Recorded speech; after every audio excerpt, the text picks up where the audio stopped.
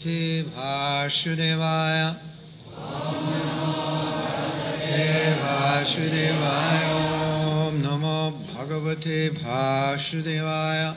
Om Namo Bhagavate Vasudevaya. Om Namo Bhagavate Vasudevaya. Om Namo Bhagavate Vasudevaya. So we are reading from 6th canto of the Srimad Bhagavatam, 18th chapter, text 48 and 49.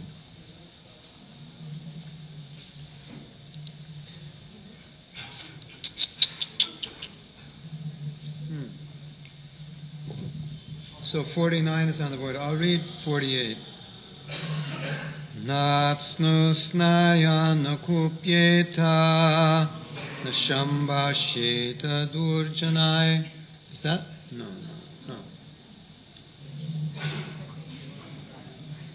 Navashitat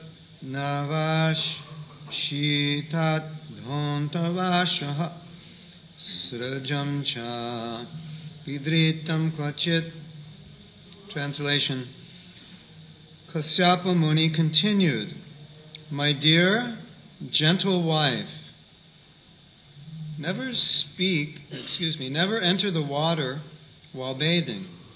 Never be angry, and do not even speak or associate with wicked people.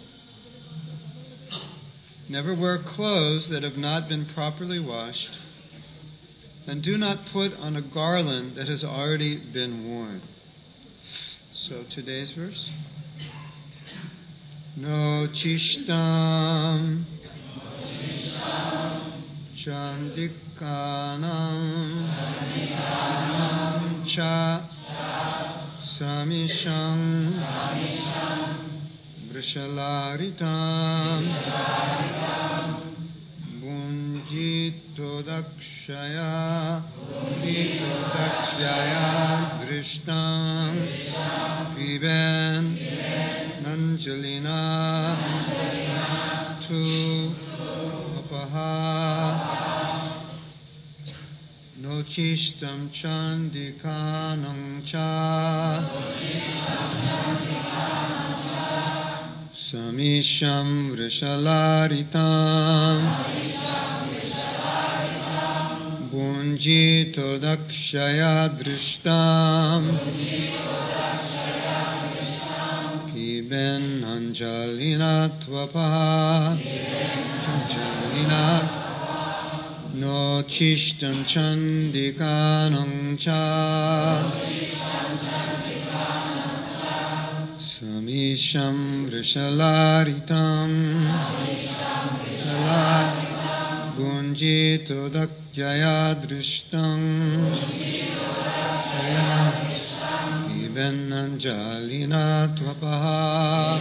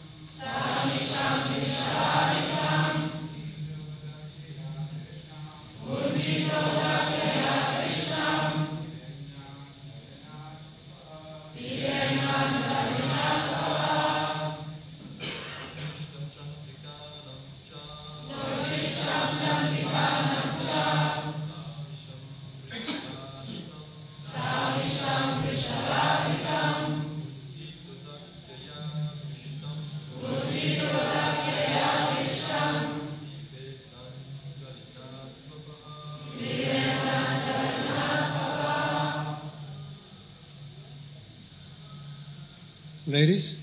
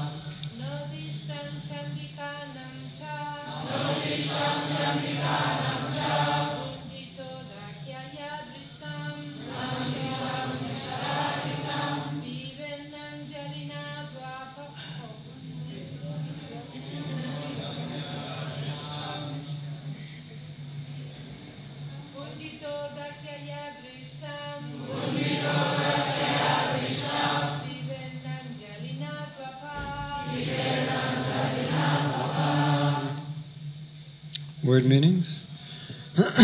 Na, not. Uchishtam, leftover food. Chandika anam, anam, food offered to the goddess Kali. Cha, and. Sa'amisham, mixed with flesh. Brishala aritam, brought by a Shudra. Bunjita, must eat. Udakyaya, by a woman in her menstrual period. Drisham, seen. Bivet, na, must not drink. Anjalina, by joining and cupping the two palms. To, also. Apaha, water. I want to read the last verse and then I'll read this translation. Read the last verse again. Kasyapa Muni continued, my dear gentle wife, never enter the water while bathing. Take the water. Never be angry. And do not even speak or associate with wicked people. Never wear clothes that have not been properly washed, and do not put on a garland that has already been worn. Today's verse, never eat leftover food. Never eat prasad offered to the goddess Kali. And do not eat anything contaminated by flesh or fish. Do not eat anything brought or touched by a Shudra, nor anything seen by a woman in her menstrual period. Do not drink water by joining your palms. Purport. Generally, the goddess Kali is offered food containing meat and fish. And therefore, Kasyapa Muni strictly forbade his wife to take the remnants of such food. Actually, a Vaishnava is not allowed to take any food offered to the demigods. A Vaishnava is always fixed in accepting prasad offered to Lord Vishnu. Through all these instructions, Kasyapa Muni, in a negative way, instructed his wife Diti how to become a Vaishnavi. Srila Prabhupada ki jai. So there's different things that I could speak about. There's two verses here. And the two things that struck me when I first read the verse was, one, he spoke to her about not becoming angry, which is, of course, a very important consideration for us. And the second one was just the environment. Don't eat food that's contaminated, because that will contaminate you. So you can talk about food, but it's anything that's contaminated, what you see, who you associate with, what you hear, what you taste. It all may be uplifting or contaminating. So those were the two things that struck me. And then my thought was that we only have about half an hour to speak. And half hour is not even enough to cover the topic of anger sufficiently, right? Because how can you talk about becoming free from anger? It's so much deeper than that. But I thought I'd give it a try. So if I fail and you walk away still angry, then just like Prabhupada said, you try to shoot the rhino, and if you don't kill it, then everyone's going to say, well, you couldn't kill it. So we're going to try to shoot the rhino and say something that perhaps might help you deal with anger. First thing I'm going to say is going to sound weird and funny, but it's true.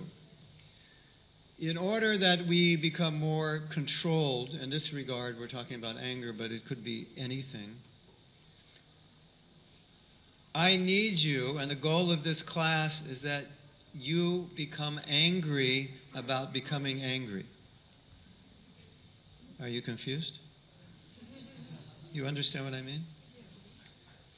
At least angry with yourself about becoming angry, because unless you become upset about something you're doing, you're not going to stop doing it. So one of the ways that we change or we overcome bad behavior or develop qualities that are necessary, at least make the effort to develop them, is we have to understand that we need to change, and we have to become somewhat upset about behavior that is not conducive to Krishna consciousness. If you're okay with being okay with something that's not okay, that's not okay. Okay? You understand? And I believe, and this is my personal experience and also my experience as a teacher, that one of the challenges that we have as devotees is being okay with things we shouldn't be okay with. And one example that comes to my mind is that for the past 10 years I've had the fortune of attending and teaching japa retreats and workshops. And one of the constant themes that comes up at the workshop is that within the workshop or the retreat, at a certain point, generally devotees become frustrated with the way they've been chanting for the past week, month, year, decade, 30, 40 years, their whole lives sometimes. So this theme comes up a lot.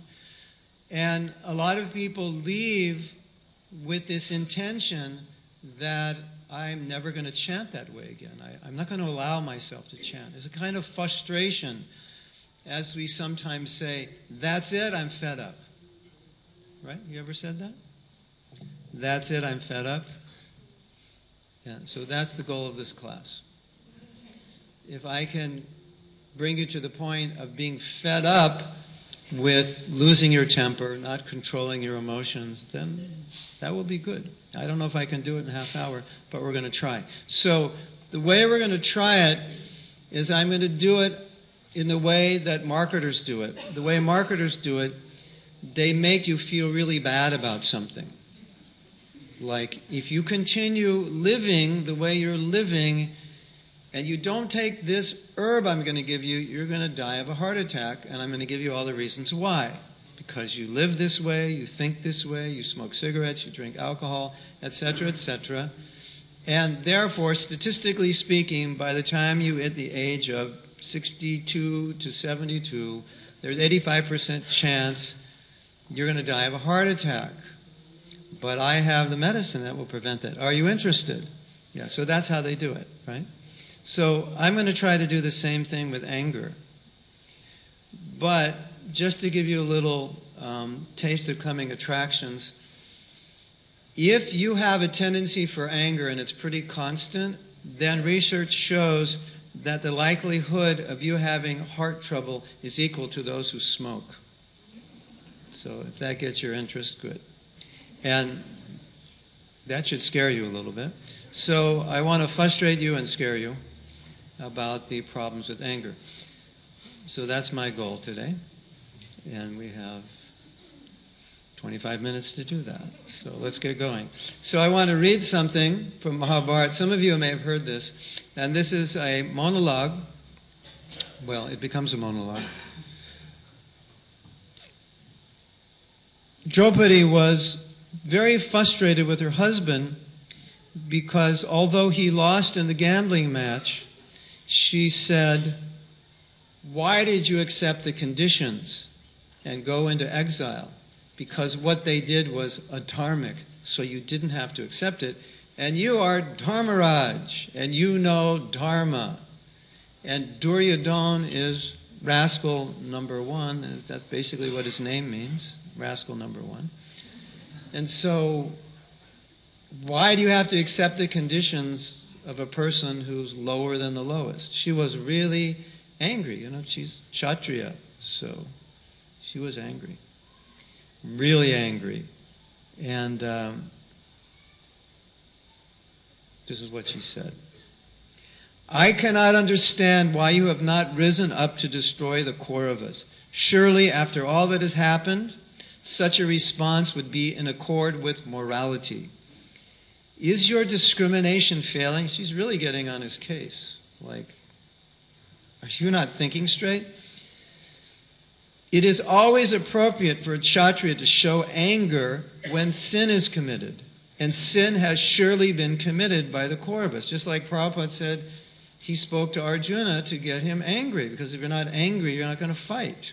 So Arjuna's all, "Shanti, Shanti, we're not going to fight, what's the use, going to create problems." And Krishna's like, "Don't give me any of this Shanti, Shanti business, You're a Kshatriya." So Prabhupada said, Krishna spoke to him to get him angry, get his blood boiling so he would fight. So here, she's saying the same thing, that for a Kshatriya to show anger when sin is committed, and sin surely has committed by the Kauravas, it's proper. It's actually improper not to. That's benevolent anger. It's not destructive. It's protective. "How can you sit here as if you forgive them? If a king cannot distinguish between the time to be angry and the time to forgive, then he is lost." So she's pretty heavy, right? So gentlemen, if your wife ever gets heavy with you, just think, even Draupadi was heavy with her husband. This happened. So she's really, really angry. Now she says, he's Dharmaraj. He understands the essence of Dharma. She's saying, "I also know Scripture. Scripture states that Duryodhana and his brothers deserve to be punished. Scripture states that the humble and ever-forgiving person is always neglected, while he who is powerful and assails others at the proper time is respected as a king." Yeah, the scriptures of the Dharma Shastras, or the Dharma of a king, may say that. And that's what she's quoting. But of course, he understands the situation, time, place, circumstance. So let's listen to his reply. And it's all about the devastating effects of anger. So, Yudhishthira looked with compassion upon his wife. She had suffered so much, and if anything stirred his heart, it was her suffering, for which he felt he had been the cause. Yes, his heart still burned when he thought of how she was dragged into the assembly hall. The pain of that moment would stay with him for the rest of his life. But this was not the time to make war. Draupadi could not understand the entire situation. He replied gently, "O intelligent lady, through anger we may sometimes gain wealth, but anger ultimately destroys mankind. Real prosperity crowns one who conquers anger and brings adversity to one whom anger controls." Anger is the root of all destruction. In the Bhagavad Gita, Kama Esha, Krodha Esha, Rajagun Samuna, Mahashano. Mahashano means all destructive. Have you ever thought of that? That when you get angry, it's destructive to you, physically, emotionally, spiritually, and it's destructive to the person you're speaking to.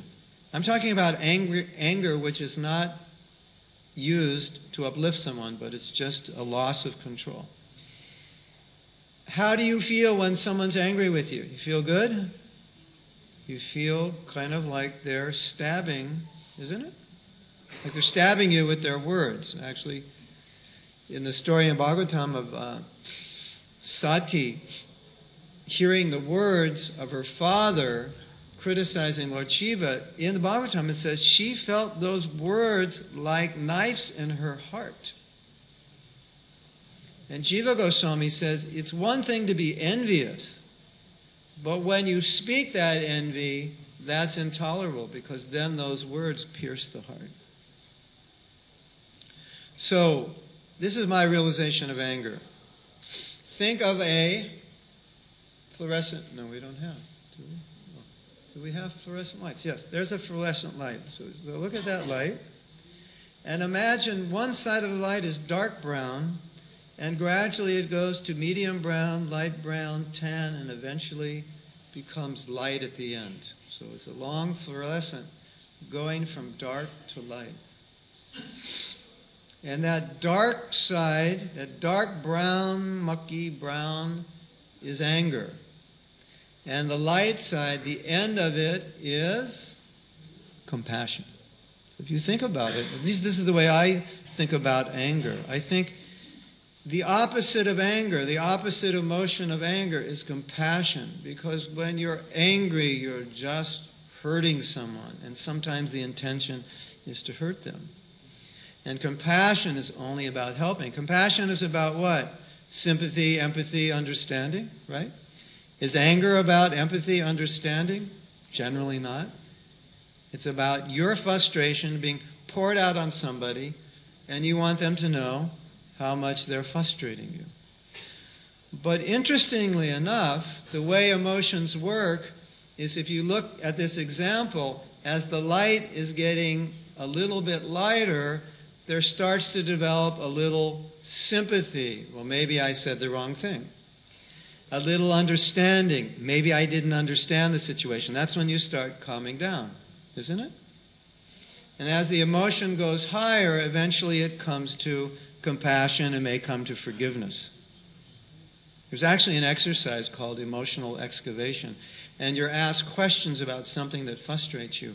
And through this process of answering the questions, you actually go through the process of anger, and as it releases into understanding, I'm sorry, I shouldn't have said that, and so forth, which is normally how you feel when the anger dissipates, right? Oops, I shouldn't have said that. So, anger is very destructive. Mahashano, Mahapadma, it's greatly sinful. And I think one of the problems that we face is that it's so easy for us to become angry and not even notice it. Have you noticed that you don't notice? Think about it. The guy who cuts you off, right? And what do? Whatever, I won't say what you say, but something not nice, right?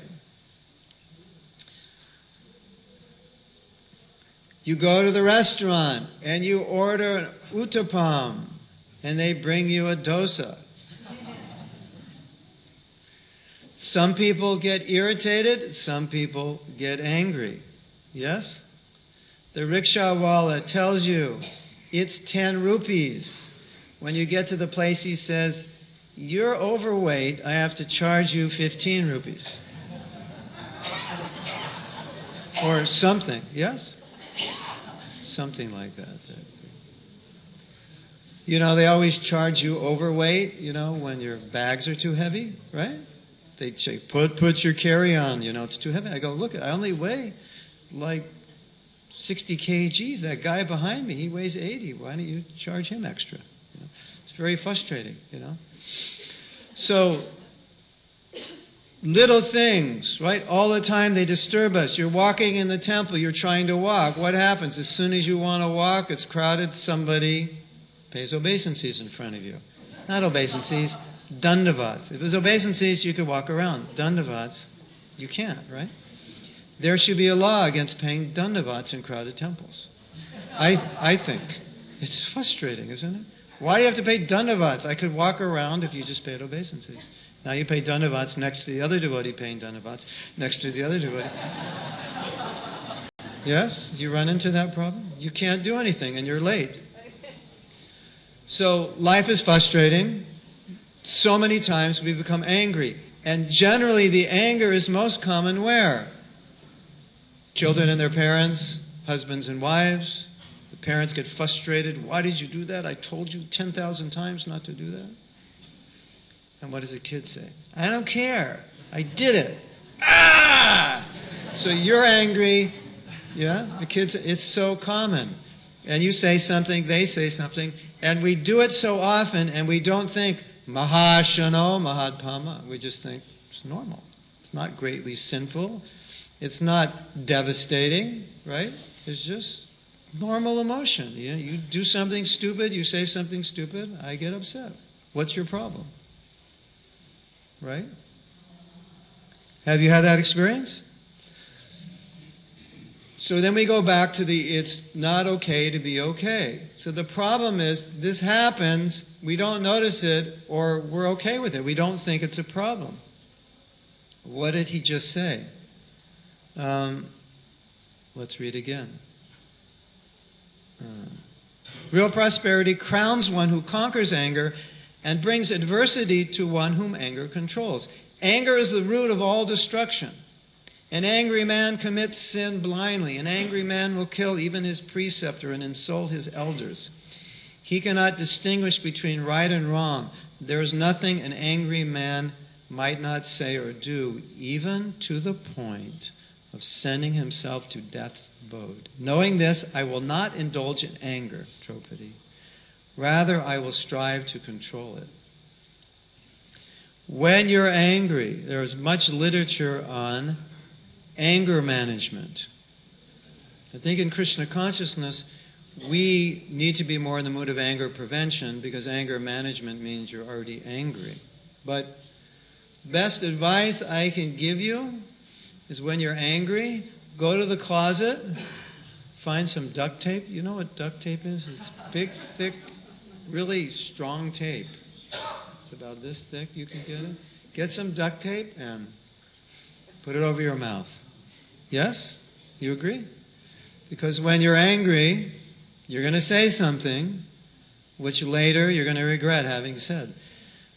If you think about it, isn't anger like a drug? Because it forces you to do and say things that in a normal state you wouldn't say. And actually it is a drug. Because if you look at chemically what happens to an angry person, they excrete hormones. And hormones are drugs. And drugs make you act a certain way. Have you ever known anybody who smashed a wall with their bare fist because they were angry? That's a drug-induced behavior. Actually, if you get bored sometime, you can go to YouTube and Google anger, as I did. And Google anger in offices. And they have security cameras showing people becoming frustrated, like screaming at their computer screens and throwing them on the floor, taking their computers, throwing them on the floor, kicking photocopy machines, attacking other workers, jumping on them, beating them. Yes. It's like they're overtaken by a drug, isn't it? So look what Yudhishthira is saying. He's saying, basically, anger is the worst option. You never want to become angry, because when you become angry, you're going to say and do things that you should not say and do that are going to get you into trouble. It's going to be destructive for you, or it's going to be destructive for someone else. But he's not finished yet. So, should I read some more? You interested? Sound good? By now, Yudhishthira's brothers had gathered and were listening. Because, it's like Yudhishthira's an elevated person. He's saying something important, everyone's listening. Yudhishthira went on describing the glories of forgiveness. Quote, okay, so we have to, why is he talking about forgiveness? In the Bhagavatam, Prabhupada says, how do you control anger? He said, by forgiving. Another place he said, if you give up envy, you'll give up anger. That's how you'll give it up. But envy, forgiveness, it's all in the same family. So we control anger by forgiving. What does Prabhupada mean? He said it's an attitude. There's a certain attitude that we have which will cause us to become angry. There's an attitude of disrespect. And then Prabhupada says, of course, anger means I'm not in control. I'm frustrated. Frustrated lust. But frustrated lust has many nuances. It basically means I'm not in control. And so somebody's going to do something in a way in which I wish they wouldn't have done. And I can't control that. And I get frustrated. So what do you do when you're frustrated? Then you need some understanding, because for forgiveness to manifest, there has to be some understanding, some sympathy, some compassion, right? So when you're in that mood of understanding, well, maybe he had a bad day, and that's why he yelled at me, it's a lot easier to control yourself. Yes? So it's also an attitude, a mood of proactive forgiveness. That forgiveness has components of understanding. It has components of compassion. It has components of putting myself in their shoes. Maybe he's feeling something because somebody told him something, and now he's just venting on me. So some understanding is required. So, if there were not persons in this world who exercised forgiveness, then chaos would soon prevail. If kings and other superiors give way to anger, then the distressed people would quickly meet with ruin. If inferiors do not tolerate their superiors' admonishments, then sin will take root and destroy mankind. This is pretty heavy. He's saying superiors have to show compassion, and inferiors have to show some understanding and respect. Respect both ways. I shall cite to you the verse spoken in ancient times by the Rishi Kasyapa. Forgiveness is virtue. Forgiveness is sacrifice. And forgiveness is the Vedas. Forgiveness is purity and penance. It is truth, piety, religion, and the holy Narayana. Through forgiveness, the universe is sustained, and by practicing forgiveness, a man can attain to everlasting regions of bliss. So now he's saying, so you want me to become angry, which means you want me to renounce forgiveness. So he's saying, how can I renounce forgiveness?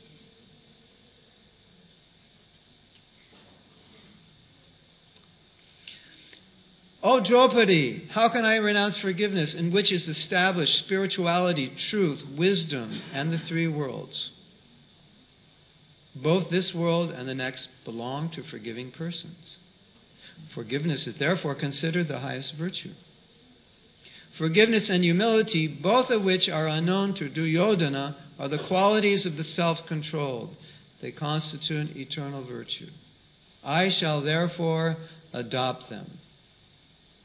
Now listen to this. This is really nice. It's the last part of his talk. King Yudhisthira said, if great emphasis were not placed upon forgiveness, then all injuries would be retaliated against, so that the continual fighting would ultimately cause the destruction of everyone. Should I read that again? If great emphasis were not placed upon forgiveness, then all injuries would be retaliated against, so that the continual fighting would ultimately cause the destruction of everyone. In other words, eye for an eye, tooth for tooth. We would destroy one another. If somebody doesn't just say, I'm sorry, or forgive me, if someone doesn't subdue their anger, then anger would just prevail. Your anger would make me more angry, my anger would make you more angry, and we would eventually destroy one another. Road rage. You know about road rage? They have road rage in your country? Person gets out of a car, he's angry and just punches somebody. Yeah? Amazing, huh? It is only due to the good quality of forgiveness that there is any peace and prosperity at all upon the earth. Indeed, forgiveness can be said to be the very force that holds the universe together. Hare Krishna.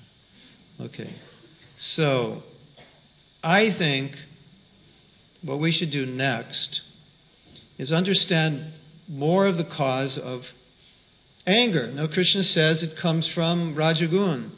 Prabhupada says in many places it comes from Tamagun, Rajagun, Kama Esha, Krodha Esha. From lust, it evolves into anger when the lust is frustrated. And lust is always frustrated, isn't it? Isn't that what Krishna says? You can't satisfy it. So where there's lust, and I want to help define lust in more details because it's not so clear. If you know something about psychology, what you learn is that anger is a secondary emotion. It's caused by something. And it's caused by frustrated lust in some form. Not maybe that's so obvious to us right now. So what I would like you to do is think about that one thing that makes you angry, or if you evolved beyond anger at this point in your life, that used to make you really angry. Not something that irritates you like the devotee who just pays dandavats that you trip over as you're walking in the temple, or you're at the restaurant and something comes a few minutes late and you're a little upset. But something that makes you angry to the point where it's difficult to control. It's something you are always talking about. It's that person you're always talking about. I can't stand that. You know what's so funny? Prabhu, don't get angry. I'm not angry. Don't tell me not to get angry or I'll strangle you. No, so we try to, we're devotees. So, I don't get angry. Even though it just looks like I'm angry, I'm not really angry, Prabhu. So think about, I know sometimes you get angry. So think about something that makes you angry. That every time this happens, it makes you angry.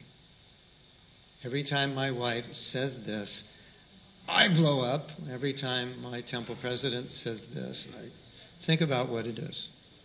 You don't have to tell anybody. This is just an exploration exercise. What is it?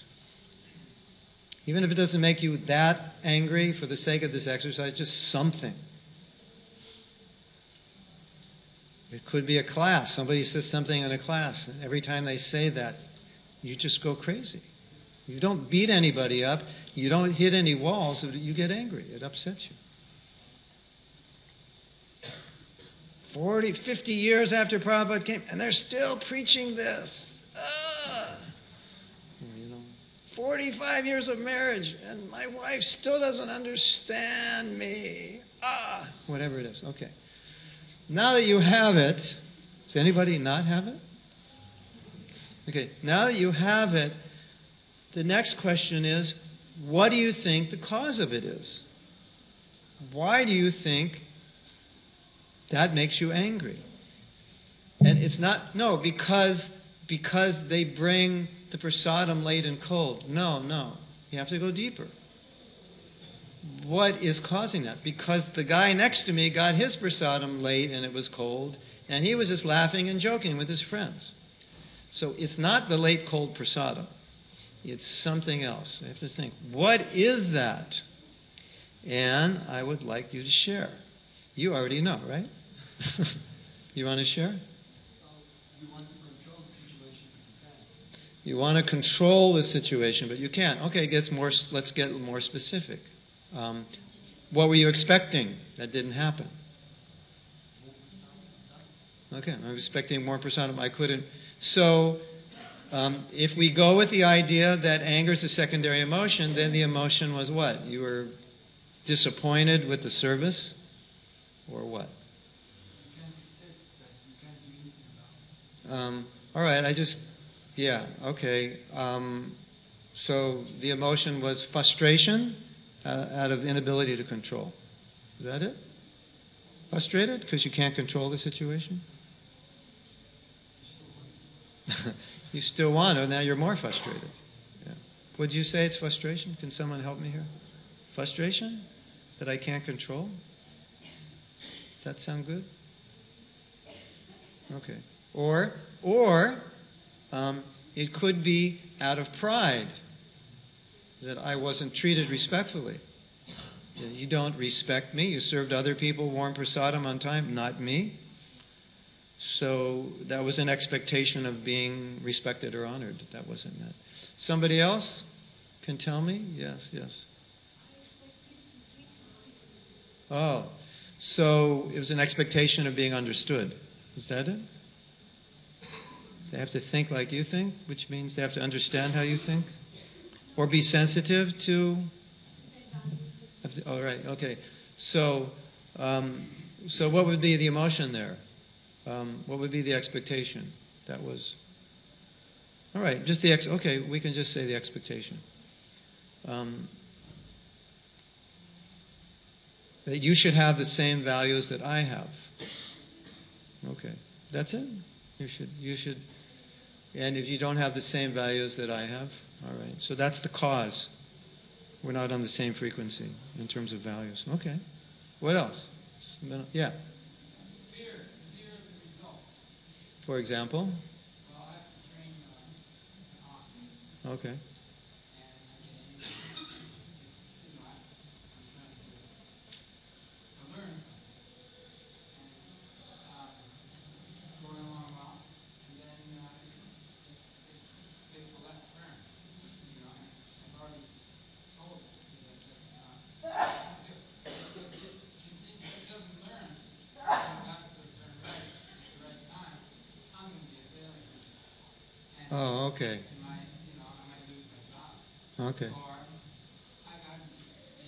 considered a failure somewhere. Oh, okay. That's an interesting one.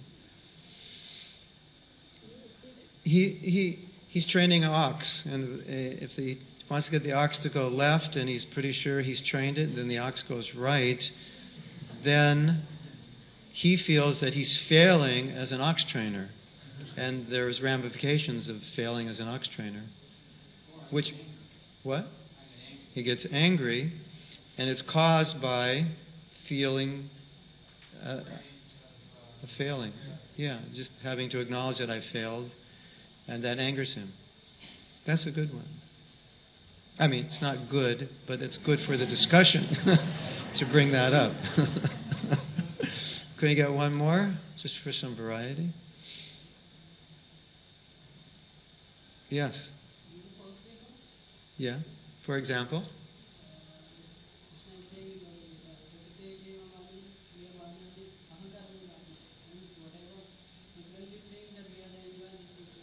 Okay. When we think we're the enjoyer, and you can't enjoy things because they didn't go the way you wanted? This is really good. Okay, thank you for that. I'm going to find a quote. The Prabhupada said something. This was Prabhupada's secret for subduing anger. All I have to do is find it.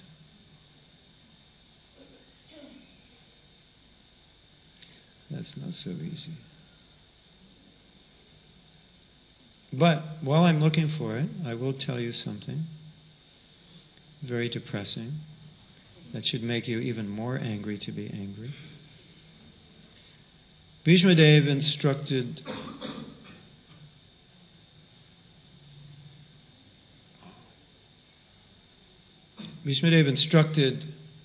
Yudhishthira, and he said there are 10 qualities of civilized human people, and one of the qualities was not to become angry. That was considered not like an elevated sadhu, but just to be considered civilized human being, to control your anger. Isn't that interesting?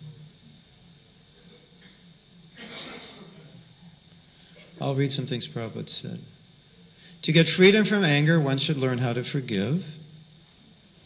If one is determined not to be envious of anyone, he can naturally conquer anger. So there is some element of envy. Because anger is often what? It's circumstantial, but there's always people creating circumstances, often, right? So anger is often generated towards people, commonly. And that's a deep topic. I can't even talk about it now. There's not enough time. But if we're determined not to be envious, all right. So we go back to that example of the light bulb. One end is anger, one end is compassion. So where does freedom from envy come in? It comes in the continuum somewhere.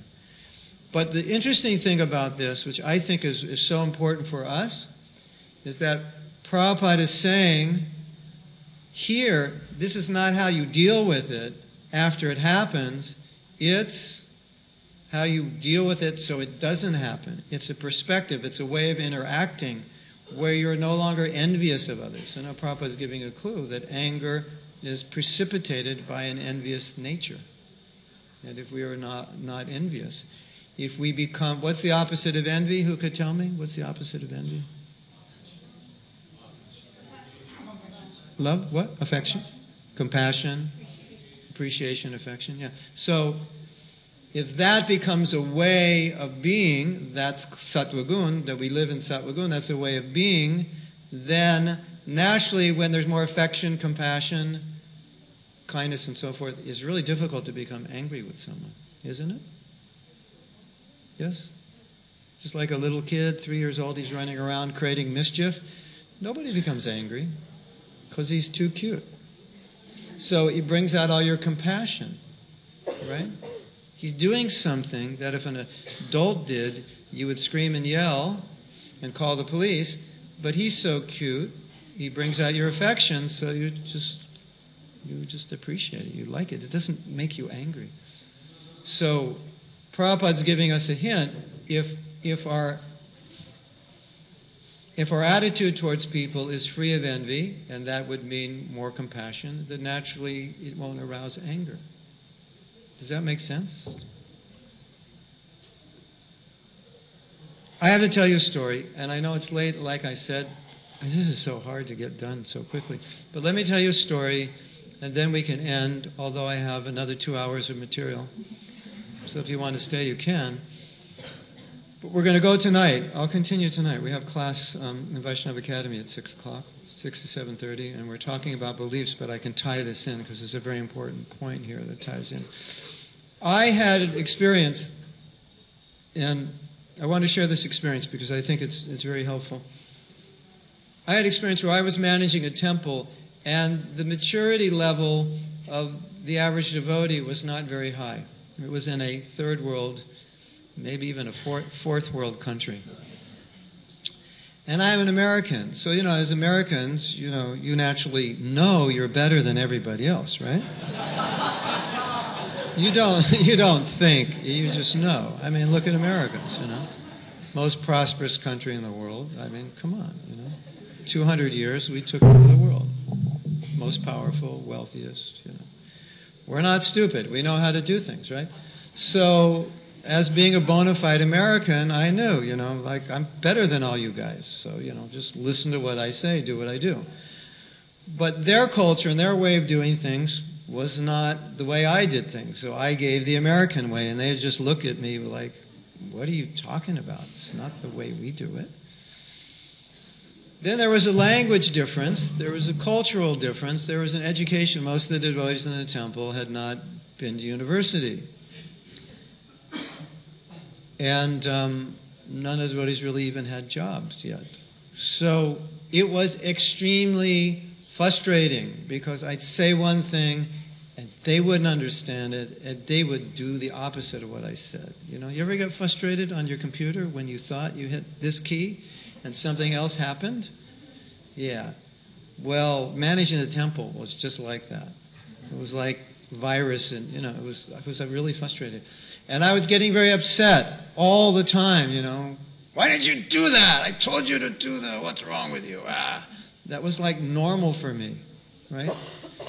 And so at one point, I was in my room and I made a decision. And I said, I can't deal with devotees like this anymore. This is disrespectful. It's harmful for me. It's harmful for them. And it's wrong. I'm not seeing them right. I'm not dealing with them with tolerance and compassion. And I made a shift in a matter of about 10 seconds. Because I can remember the shift. It was so dramatic, I remember it. I shifted just by making a decision that this was wrong. This is not right. This is not Krishna conscious. This is not what we're supposed to do. It built up to that point. And so I shifted my attitude. And by that shift of attitude, my dealings changed. I began to appreciate them for what they were, not for what they were not. And if you see people for what they are not, you're going to get frustrated, because she's from Argentina, she's not from America, right? So I try to see her like an American, and she only understands 70% of what I say. So I could get quite frustrated. And even if she understands what I say, it has different meanings in American English, right? But if I see her with, oh yeah, she only understands 70%, she's another country, then I don't get upset, right? So it's a perceptual change. So one of the reasons we become angry is the way we see people, and the way we see people is the way we deal with them. And if you change your perception, which is Prabhupada's saying, if you're determined not to become envious, you'll conquer anger. Does that make sense? If you're determined not to become envious of anyone, you will conquer your anger, because it's a different relationship. Parents so often become angry at their kids. They go, what should I do? I'm always angry. You have to change the perception. What's causing the anger? Change the perception. So in each of your examples, you're expecting something, and you didn't get. You change your perception. You change your expectation. Then the causes of anger subside. So my last point is, it has to build up to this point where you say, again, it's not okay to be angry. It's not proper. It's not Vaishnava. It's mode of passion. It's the mode of ignorance. If you're in passion and ignorance, you're that much further away from Krishna. At least you want to be sattvic, and sattvic is where things are controlled, isn't it? Sattva gun that's how you get Krishna consciousness. If you're in tamagun, it's not far. It's too far. And Prabhupada says, tamagun, there is bhakti in tamagun. That's the angry devotee. I'm the best one. Nobody's as good as me. You all have problems. That's a devotee in tamagun. And then you might think, well, that's just where I'm at. Okay, that's where you might come, but you can't stay there. That may be okay as a beginning stage of devotional service, but you can't stay there and expect to be Krishna conscious. That's a mistake if you think, well, it says right there, Prabhu, you can do devotional service in the mode of ignorance. It's okay. It's not okay. That's just how we may come. It's not okay to stay there. All right? I have to stop. I'm sorry I went too long, but I'm just getting warmed up. So if you want to come tonight, we'll talk more. And if anyone has any questions, you can stay for questions, and everyone else, you're free to leave. You're liberated now. And it's not okay to be okay with anger, and I hope I got you angry about being angry. Thank you very much. Srila Prabhupada ki jai. Go Premanandi. Hari Hari Bol.